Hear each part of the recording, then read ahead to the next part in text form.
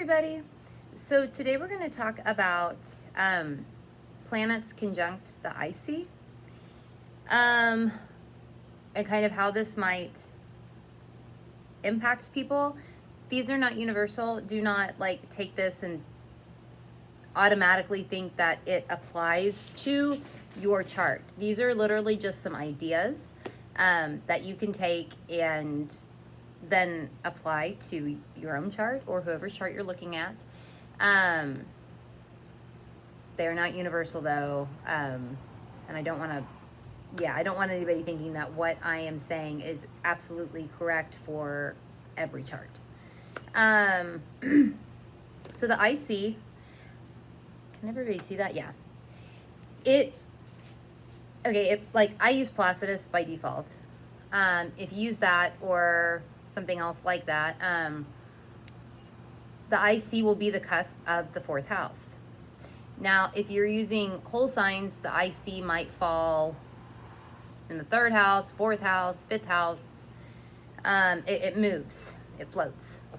So if I say the cusp of the fourth house in this video, it's because that is what I'm used to using. I'm used to using Placidus, but so if I fuck that up and I accidentally say that, forgive me. I am talking, when I say if I say the cusp of the fourth house, I am talking about the IC in this case. I'll try not to do that though, just to not be confusing. But so the IC, regardless of where it falls, what house system you use, is like the core of one's being. It's the lowest part of the chart.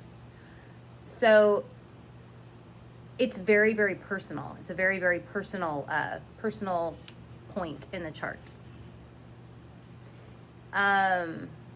Very personal major angle, or cardinal point, or whatever you want to call it. So when you have planets conjunct something so personal, it kind of, those planets tend to be felt very, very personally. They tend to be. That's not always the case. It really does depend on the whole thing, but they usually are felt more personally and more privately. Generally speaking anyway, they usually are. So let's say you have the sun. Sorry, the sun is like going down right now, the actual sun, and and there's shadows, so sorry if that looked weird. So, okay, let's say you've got the sun conjunct the IC. This might be somebody, and you know, I've had people say before, you know, like, I'm a Leo sun, or I am a Leo rising, or whatever. But I don't feel like a Leo. I'm not outgoing, or they don't feel like they are, right? And I'll look at their chart.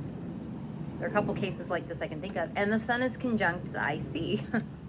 Which makes them their sense of self, like their ego, their life force, which is what the sun is. All of those things are more private, are more personal to them. They're even if they are a Leo sun, they're probably less likely to show that to the rest of the world because it's such a private thing for them, or such a personal thing for them. So you always want to take into account, just because somebody is, say, like a Leo sun or an Aries sun or a Sagittarius sun, I think the fire signs, this tends to happen with the most, thought of as being outgoing or extroverted or what have you.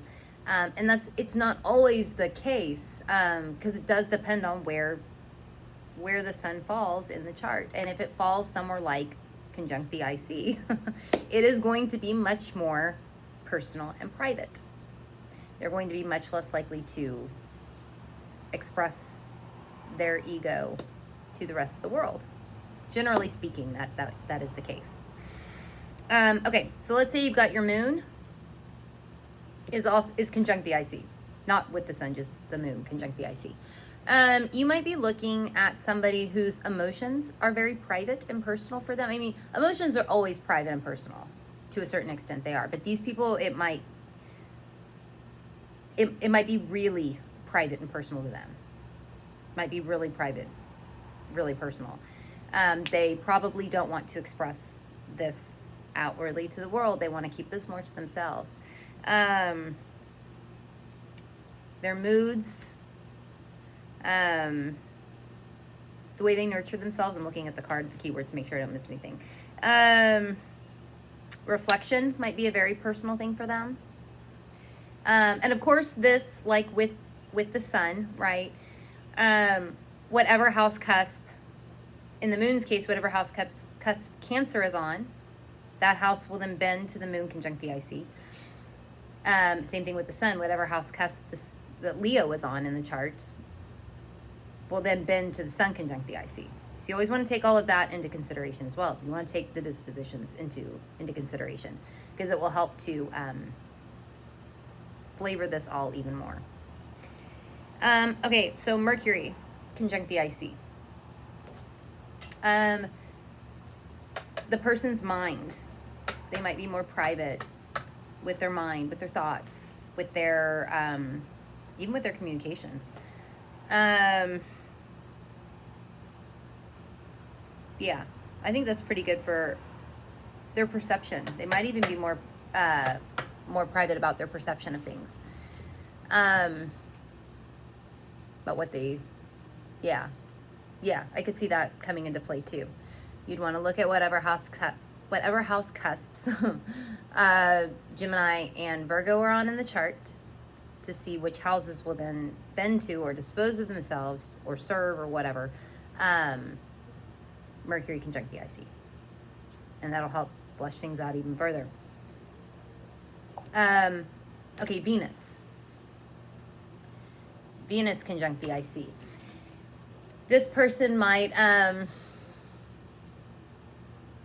Venus is values. It is love. It is beauty. It is, it's artistic. It is artistic. All of those kinds of things might be more private to the person. They might not want to, outwardly talk about what they value with the rest of the world. They may not want to talk about what they love with the rest of the world, or let the rest of the world in this way. All of this stuff is more personal and private to them, generally speaking.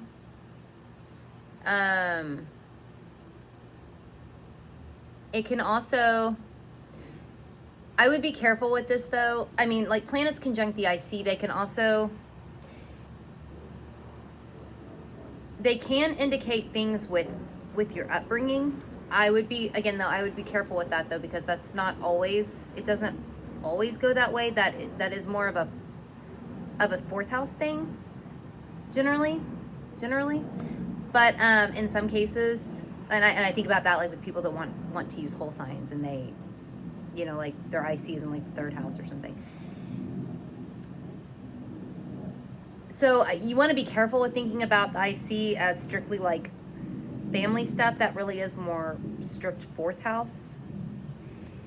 But sometimes you might see other things, other indicators that show you should look at that planet that way, like as something dealing with the upbringing.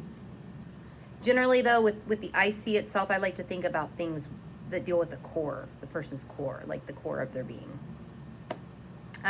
Person with Venus conjunct, they might be really, really lovely at their core and not show this to anybody or not want to show this to anybody. This might be a very private thing for them. Something like that. Okay, so Mars conjunct the IC. You might be looking at somebody who is who's very driven at their core, is aggressive at their core. Even angry. You could, I wouldn't always go with that, but Mars can represent anger. Impulsive. They're impulsive at their core, maybe. Things like that. Independent is another one I would use. Independent at their core. I might go with that too. Yeah, all of those kinds of things I think are good for Mars. But again, with Mars, you would want to look at what house cusp, you'd want to look at the house, you want to look where Aries, what house cusp Aries is on in the chart. And if you like using traditional rulership, you could even look at what house cusp Scorpio's on. You could look at that too. And those houses would then bend to Mars conjunct the IC. And with Venus, because I don't think I said this, you'd want to look at the house cusp that have Taurus and Libra on the cusp. And those houses will then bend to Venus conjunct the IC. Definitely look at the dispositions because they will flesh things out further. But yeah, that's kind of what you would be looking at, generally speaking. And again, there are a lot of ways that you could go with this, but these might be the ways that my mind might knee-jerk go when seeing planets conjunct the descendant. They are more private, they are more personal. The person probably feels these planets, probably. I mean, there are some cases, depending on what sign we're talking about, but they usually do feel them more personally and more privately, more intimately, if you will. But yeah, so I'll do the other ones next. But if you want to, follow us on Instagram, you can find us at Let's Fuck With Astrology. I am at Saturn Season Astrology on Instagram. Natalie is at Paterno Astrology on Instagram. If you want to like or subscribe or whatever the fuck people do with videos on YouTube, you can search for Let's Fuck With Astrology in the YouTube search bar. If you do the Reddit thing, come join us on the subreddit Let's Fuck With Astrology. And if you're interested in the star cards, go to letsfuckwithastrology.com/star-cards. Okay, y'all. I'll see y'all later.